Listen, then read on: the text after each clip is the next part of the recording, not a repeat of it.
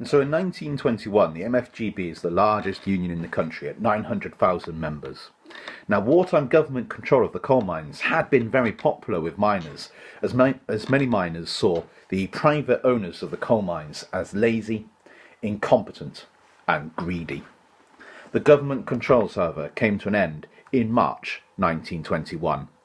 As soon as the private owners take control of the coal mines again, wages were cut, hours were lengthened all in the aim to cope with foreign competition.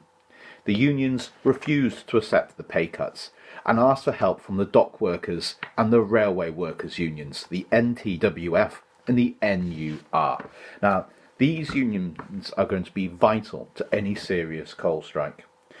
If the coal miners go on strike without the support of the dock workers and the railway workers, then foreign coal will be unloaded in British docks and transported on British trains to feed British industry, and the coal miners' strikes will come to nothing. As the owners and the unions get increasingly close to conflict, eventually it goes too far, and on the 1st of April, the owners lock the miners out until they accept the pay cut. The government, fearing a communist revolution like it occurred in Russia and had been close to in Germany and Hungary, the government sent troops to the coalfields to keep order. On the 15th of April, it's known as in the unions as Black Friday, the NTWF and the NUR refused to support the strike of the coal miners.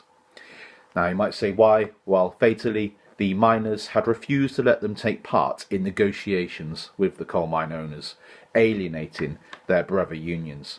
Now foreign coal would be unloaded in British docks, allowing the strike to be beaten. On the 28th of June, the MFGB was forced to accept defeat and to accept a punishing 20% pay cut for British miners. Miners were now paid less in 1914. Miners were now paid less in 1921 than they were in 1914, while prices were considerably higher. Now, the coal miners understandably feel betrayed by the other trade unions. They now pin their hopes for improvement upon the Labour government, but the first Labour government fails to achieve any of their core goals.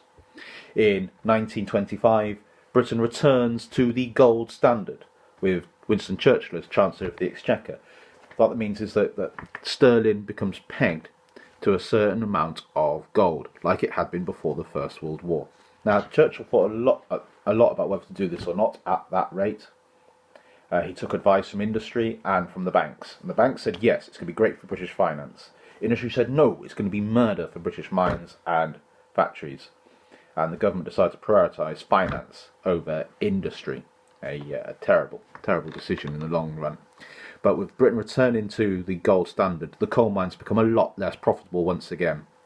And so the coal mine owners, facing this loss of income, try to once again cut the miners' pay still further.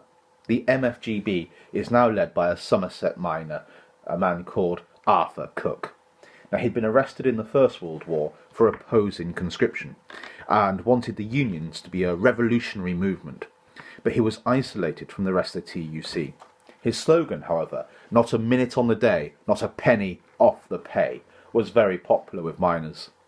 Now, the government had offered a subsidy to the mine owners to keep the coal miners' pay where it currently was, but that subsidy ran out on the 1st of May 1926.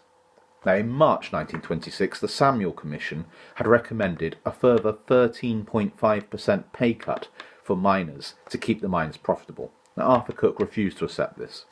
On the 1st of May 1926, 1 million coal miners were locked out because they refused to accept the pay cut. The TUC calls for a general strike, and by the 4th of May, 1.6 million workers are on strike. Crucially, it's not just the coal miners. They're now supported by railwaymen, dockers, steel workers, transport workers and print workers. But the TUC stops just short of calling everyone out, and fatally the Labour Party distances itself from the strike. The strike collapses, however, due to a legal case. The 1906 Trade Disputes Act stopped employees being sued for the loss of earnings for their employer due to strike action. Now, a judge ruled that this did not apply in this case, as the coal miners' call for a strike had broken their own union rules. And so, on this technicality, the judge ruled the strike to be illegal, meaning that the miners could be sued for the loss of earnings for not going to work. On the 7th of May 1926, the miners rejected the TUC's proposals of a compromise to end the dispute, and the TUC, feeling that the miners then weren't going to compromise, backed down and left the miners alone again. Special constables and troops were called in to break up the strike. I have the words here of a special constable. It was not difficult to understand the strikers' hostility towards us. After a few days, I had sympathy with them rather than the owners. For one thing, I had never realised the appalling poverty which existed. Had I known the facts, I would not have joined as a special constable. The miners then were split. The Labour MP for Broxtowe, George Spencer, negotiated on behalf of Notts Miners, the Notts Miners Association, for the miners of Digsby Pit, Eastwood, Notts. They returned to work to the fury of the MFGB. The Notts miners formed their own trade union, the NMIU, the Nottinghamshire and District Miners' Industrial Union, based around what's known as the Dukeries, the large coal fields in Nottinghamshire. Now, by November, the rest of the miners were forced back to work.